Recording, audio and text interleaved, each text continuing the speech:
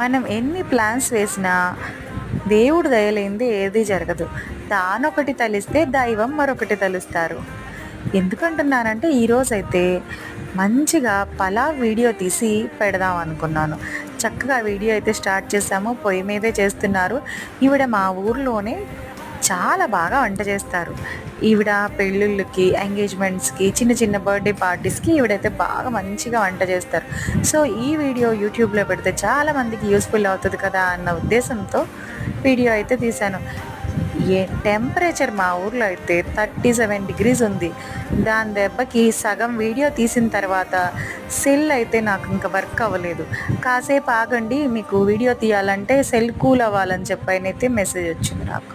నాకేం చేయాలో అర్థం కాలేదు. ఇంతవరకు వీడియో తీసి తర్వాత ఇంకేం చేయలేకపోయాను.